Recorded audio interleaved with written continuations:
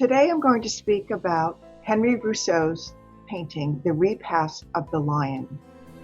Henry Rousseau was born in 1844 and loved all France. Rousseau taught himself to paint while working as a toll collector.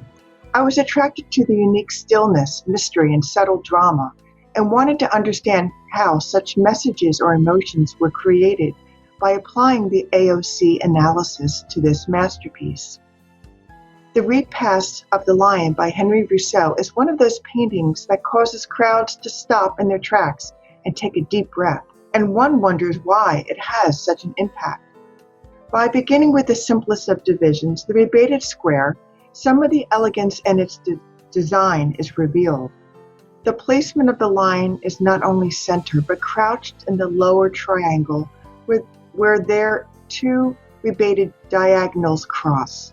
This low placement suggests a hidden lurking quality to the lion's behavior. Upon further viewing the nouns and the divisions, the striking blue flower draws our eye upwards to the rising or setting moon, which has its own powerful placement at the other crossing of the diagonals of each rebated square. The centered design, I notice, has its own mystery of light and space, contrasting it to the more foreground plants and foliage. The opposing ends of the rectangle are designed in a balance but with variation of shapes and values, creating charm and asymmetry to the image. I diagram the notan. The whitest value is the moon, the grays are predominantly in the illuminated sky and glow of flora among the darkened jungle. Very importantly, there is a middle gray space between the deep dark jungle where the viewer's eye rests and discovers the hungry lion with its sad prey. The reciprocal rectangles and the divisions created by their diagonals illuminated my mind to the striking placement of the lion on a vertical line that divides the painting in half, along with the blue flower and the moon. There is an elegance to these three items, the odd number satisfying to the mind. The blue flower placed further to the right balances the lion, and the moon placed further to the left. In fact, the blue flower, which is so full of mystery in its deep color, is placed almost in the exact center of the painting, but it does not fall on the dominant vertical line. That is left for the lurking lion under the light of the full moon.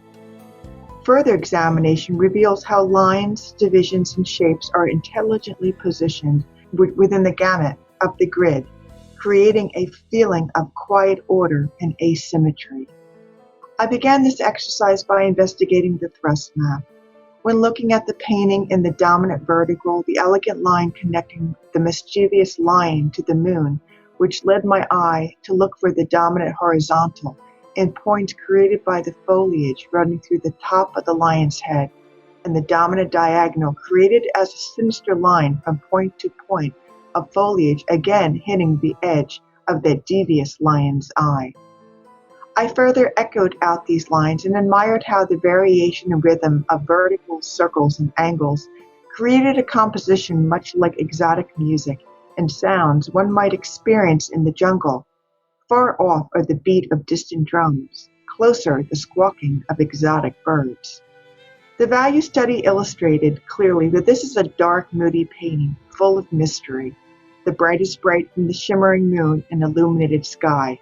Hidden in the shadowy hollow of the jungle where the dark foliage part with their sensuous blossoms, one discovers the lurking lion devouring his nighttime snack.